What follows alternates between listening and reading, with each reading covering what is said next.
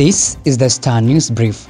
I'm Mark Gitau. Raila Odinga faces a litmus test on how to navigate the constitutional change initiatives spearheaded by the president and which promises an irresistible bag of goodies to MPs.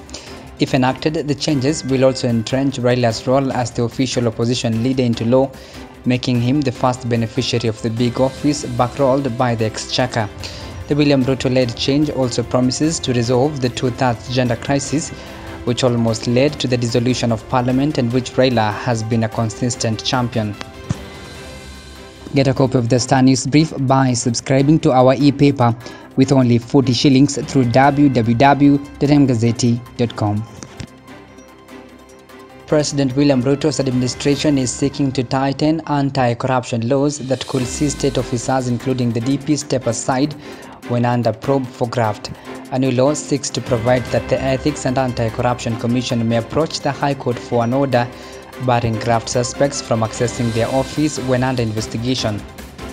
The proposals are contained in the Statute Law Miscellaneous Amendments Bill 2022, an omnibus bill sponsored by Majority Leader Kimani Ichung'wah.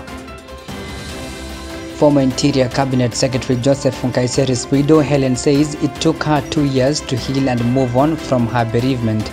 She writes in her book, The General and I, that the sudden death of Nkaiseri took a huge toll on her because she had woven her life around him. Nkaiseri collapsed and died suddenly at their Nairobi home on July 8, 2017. Helen says she watched with shock and disbelief as her husband rose up and fell forever. There were just two of them at home. Operations and implementation of about half of the activities of the East African community have been affected by a cash crunch as member states default on their contributions.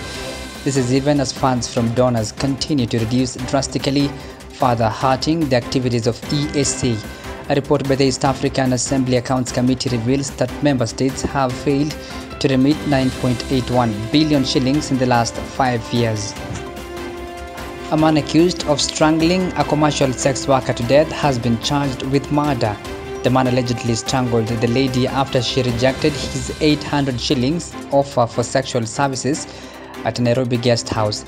Martin Jathi was accused that on the night of July 30th and 31st, 2021 at Bulls K Annex Guest House within Nairobi's Central Business District murdered Elizabeth Werimo.